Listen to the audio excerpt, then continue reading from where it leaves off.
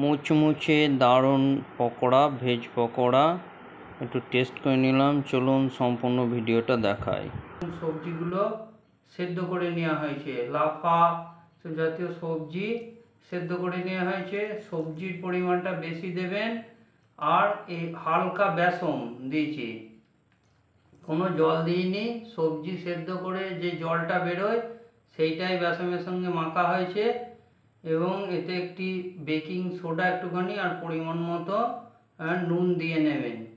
আসে না, আর সর্ষের তেলে অনেক উপকারও আছে, তো সর্ষের তেল করবেন। এই সর্ষের তেল ঢেলে দিলাম। গ্যাসটা অন করে নেব। গ্যাসটা অন করে নিয়েছি। বেশি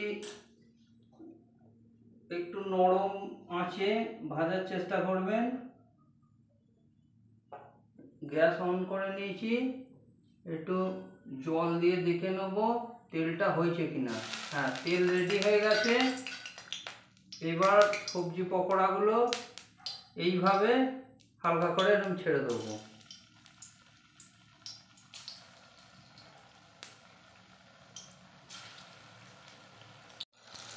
খুন্তি দিয়ে এইভাবে উল্টে দেখে নেবেন, এই যে ওই দিকটা হয়ে এসেছে। এবার এইভাবে প্রত্যেকটা পকোড়া ধীরে ধীরে এইভাবে উল্টে দিতে হবে।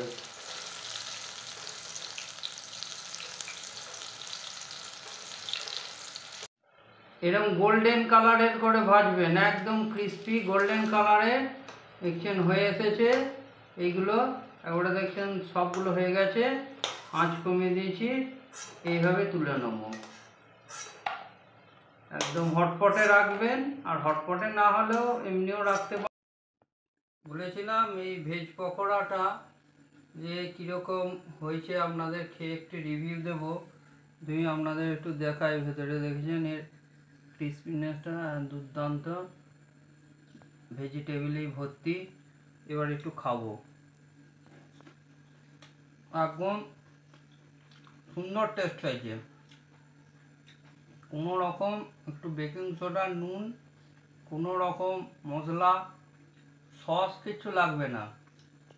এরকম বৃষ্টির দিনে পকোড়া একটু চা হলে একেবারেই জমে যাবে। ছোটো ছোটো করেও করতে পারেন।